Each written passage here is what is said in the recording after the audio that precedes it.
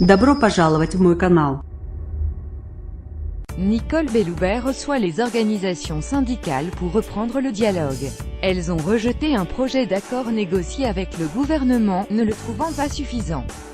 Le Monde 22/1/2018 à 1h59 mis à jour le 22/1/2018 à 2h53. Lire aussi prison. Les syndicats rejettent le projet d'accord. Nouveau débrayage. La ministre réaffirme également son soutien et sa solidarité aux surveillants victimes d'agressions graves et intolérables, et dit mesurer les difficultés et les risques auxquels ils sont confrontés à chaque déplacement qu'elle effectue, depuis son entrée en fonction, dans les centres pénitentiaires.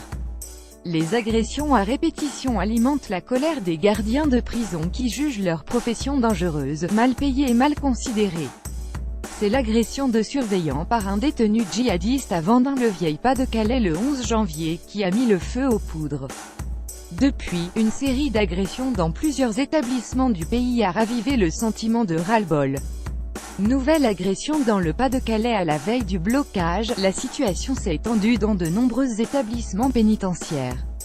Un surveillant et une surveillante ont notamment été agressés avec un pied de table en fer par un détenu à la prison de Longuenesse, Pas-de-Calais, et ont été conduits à l'hôpital, dimanche, vers 18h30. Ils ont de nombreuses contusions au bras et sont touchés psychologiquement, a détaillé Yannick Lefebvre, du syndicat UFAPUNSA à la prison de Longuenesse. L'agresseur, un détenu de droit commun, a été placé en garde à vue, a expliqué le secrétaire interrégional FO pénitentiaire Julien Martin. On est très choqués, ça ne va faire qu'amplifier la grogne et il y aura un durcissement demain à Longuenesse, a-t-il commenté. Les syndicats appellent à ne pas prendre les clés demain à Longuenesse. On peut s'attendre à ce que ce soit les policiers qui viennent gérer l'établissement. Dimanche après-midi, toujours dans les Hauts-de-France, des dizaines de détenus dans les prisons de Maubeuge-Nord et Sequedin-Nord avaient refusé de regagner leur cellule après la promenade.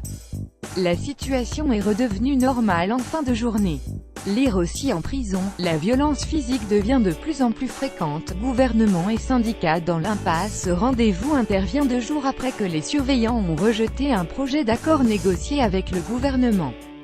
L'UFAPUNSA, majoritaire 40%, a fait savoir tard dans la soirée qu'après avoir interrogé ses militants, il ne signerait pas le texte.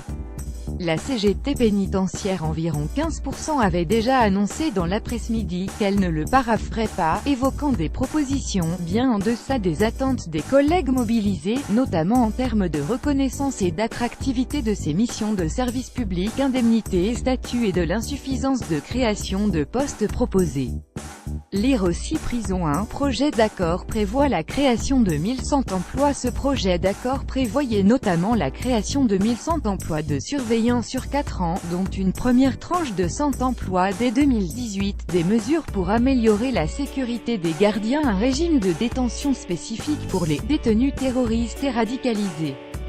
De son côté, FO pénitentiaire, environ 30%, qui fait cavalier seul depuis le début du mouvement, a appelé à durcir le ton en appelant à des débrayages mais aussi à des dépôts de clés, geste qui consiste pour les surveillants à ne pas prendre leur travail et à laisser, le cas échéant, les forces de l'ordre prendre le relais.